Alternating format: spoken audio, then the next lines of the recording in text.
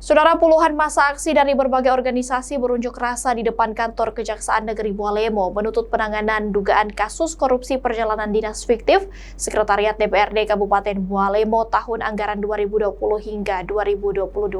Meski telah memeriksa sejumlah saksi namun belum ada penetapan tersangka.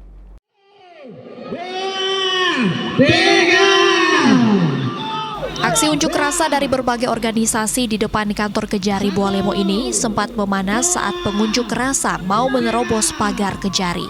Mereka menuntut kejelasan penyidikan yang dilakukan terkait kasus dugaan korupsi perjalanan dinas fiktif Sekretariat DPRD Bualemo tahun anggaran 2020 hingga 2022. Massa aksi mendesak agar Kejari Bualemo serius dalam menangani kasus ini dan segera menetapkan tersangka. Jadi kami fokus mengawal persoalan kasus korupsi perjalanan dinas fiktif yang itu terjadi di DPRD Kabupaten Bualemo. Dan tuntutan kami di Kejaksaan Negeri Bualemo itu jelas, yang pertama kami ingin pihak kejaksaan itu tidak tebang pilih. Yang kedua, proses ini kami tunggu hasil untuk kemudian mempercepat proses penetapan tersangka. Sehingga semua dukungan-dukungan yang kami lakukan dalam hal ini untuk mengawal kasus ini tetap kami akan sampaikan, karena kami pikir ini penting untuk kemudian mengawal semua kasus yang ada di Kabupaten Bualemo.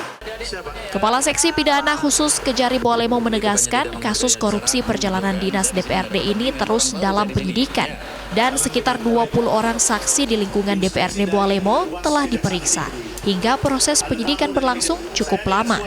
Bapak Ibu Perdis itu hampir 200 saksinya dan sekarang sudah separuh jalan. Kita tim DIK mengharapkan bahwa semua saksi kita periksa. Habis itu ini kepala-kepala tua-tuanya ini, tua-tua Yahudi kita periksa. Seperti itu. Jadi mohon maaf kalau misalnya ada desakan penetapan tersangka. Belum.